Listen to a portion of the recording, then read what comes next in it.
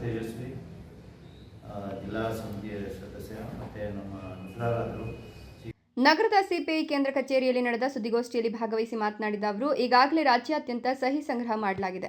ಸುಮಾರು 20ಕ್ಕೂ ಹೆಚ್ಚು ಹಕ್ಕೊತ್ತಾಯಗಳನ್ನು ಈಡೇರಿಸುವಂತೆ ಆಗ್ರಹಿಸಿ ಬೃಹತ್ ಪ್ರತಿಭಟನಾ ಬಹಿರಂಗ ಸಭೆ ನಡೆಯಲಿದೆ. ಕೇಂದ್ರ ಹಾಗೂ ರಾಜ್ಯ ಸರ್ಕಾರಗಳು ಕಾರ್ಮಿಕ ವರ್ಗಕ್ಕೆ ಹಾಗೂ ಸಾಮಾನ್ಯ ಜನತೆಗೆ ಕಲ್ಪಿಸಬೇಕಿರುವ ಸವಲತ್ತುಗಳನ್ನು ಹೋರಾಟ ಮಾಡಿ ಪಡೆಯುವ ಪರಿಸ್ಥಿತಿ ಎದುರಾಗಿದೆ. ಈ ಸಭೆಯಲ್ಲಿ ಭಾಗವಹಿಸಲು ನಮ್ಮ ಜಿಲ್ಲೆಯಿಂದ ಸುಮಾರು 10,000ಕ್ಕೂ ಹೆಚ್ಚು ಮಂದಿ ಭಾಗವಹಿಸಿದ್ದಾರೆ ಎಂದರು. ಜಿಲ್ಲಾ ಸಮಿತಿ ಸದಸ್ಯ ಚಂದ್ರು ತೇಜಸ್ವಿ ಮಾತನಾಡಿ, ರಾಜ್ಯದ ಎಲ್ಲ ಬೆಳೆಗಳಿಗೆ ಒಟ್ಟಾರೆ ಉತ್ಪಾದನಾ ವೆಚ್ಚಕ್ಕೆ 50% ಲಾಭಾಂಶ ಸೇರಿಸಿ ಕನಿಷ್ಠ ಬೆಂಬಲ ಬೆಲೆ ಕಾಯ್ದೆ ಜಾರಿ ಮಾಡಬೇಕು. ರೈತಾಧಾರಿತ ಕೃಷಿ ರಕ್ಷಿಸಬೇಕು. ಕಾರ್ಪೊರೇಟ್ ಲಾಭದ ಕೃಷಿ ಕೈಬಿಡಬೇಕು. ಬಲವಂತವಾದ ಅನಗತ್ಯವಾದ ಭೂ ಸ್ವಾಧೀನ ನಿಲ್ಲಿಸಬೇಕು.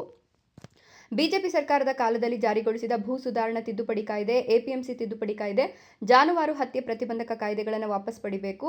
ರೈತರ ಭೂಮಿಯನ್ನು ರಕ್ಷಿಸಬೇಕು. ಬಡವರಿಗೆ, ದಲಿತರಿಗೆ ಭೂಮಿಗಳನ್ನು ನೀಡಬೇಕು. ಬಗರ್ ಹುಕುಂ ಮತ್ತು ಅರಣ್ಯ ಸಾಗುವಳಿ ಭೂಮಿಗಳಿಗೆ ಹಕ್ಕುಪತ್ರಗಳನ್ನು ನೀಡಬೇಕು.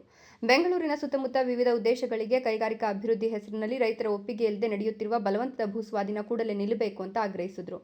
ಜಿಲ್ಲಾ ಸಮಿತಿ ಸದಸ್ಯ ಪಿಎ ವೆಂಕಟೇಶ್ ಮಾತನಾಡಿ, ದೊಡ್ಡಬಳ್ಳಾಪುರ ಕೈಗಾರಿಕಾ ಪ್ರದೇಶದಲ್ಲಿ ನಿರ್ಮಾಣ ಪೂರ್ಣಗೊಂಡು 4 ವರ್ಷಗಳಿಂದ ಉದ್ಘಾಟನೆಯಾಗದಿರುವ ಇಎಸ್ಐ ಆಸ್ಪತ್ರೆ ಕೂಡಲೇ ಉದ್ಘಾಟನೆಯಾಗಬೇಕು. ಅಲ್ಲದೆ ಗೃಹ ಕೈಗಾರಿಕೆಯಾದ ನೇಯ್ದೆ ಉದ್ದಿಮೆ ಉಳಿಸಲು ಸರ್ಕಾರ ಮಧ್ಯಪ್ರವೇಶ ಮಾಡಬೇಕು. ಜಿಲ್ಲೆಯಲ್ಲಿ ಮತ್ತು ದೊಡ್ಡಬಳ್ಳಾಪುರದಲ್ಲಿ ಈ ಉದ್ದಿಮೆಯನ್ನು ನಂಬಿ ಲಕ್ಷಾಂತರ ಜನರು ಬದುಕುತ್ತಿದ್ದಾರೆ. ಇವರು ಉತ್ಪಾದಿಸಿದ ಬಟ್ಟೆಗೆ ಬೆಲೆ ಮತ್ತು ಬೇಡಿಕೆ ಇಲ್ಲದೆ ತುಂಬಾ ಸಂಕಷ್ಟದಲ್ಲಿದ್ದಾರೆ.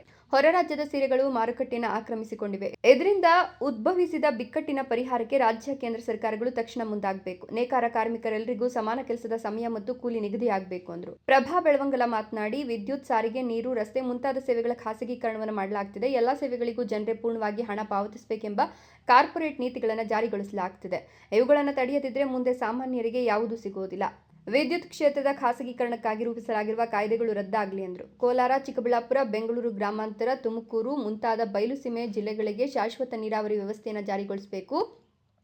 ಕೃಷ್ಣಾ ನೀರಿನಲ್ಲಿ ಈ ಭಾಗಕ್ಕೆ ನೀರನ್ನು ಒದಗಿಸಬೇಕು. ಕೆಸಿ ವ್ಯಾಲಿ ಮತ್ತು ವೃಷಭಾವತಿ ಯೋಜನೆಗಳಿಂದ ಬೆಂಗಳೂರು ನಗರದ ಕೊಳಚೆ ನೀರನ್ನು ಜಿಲ್ಲೆಯ ಕೆರೆಗಳನ್ನು ತುಂಬಿಸುವುದನ್ನು ಕೈಬಿಡಬೇಕು ಅಂದರು. ಈ ವೇಳೆ ಪಕ್ಷದ ಜಿಲ್ಲಾ ಸಮಿತಿ ಸದಸ್ಯ HN Mohan Babu, S Rudraradhya, H Harindra, K Venkataraju ಸೇರಿದಂತೆ ಹಲವು ಪ್ರಮುಖರು ಹಾಜರಿದ್ದರು.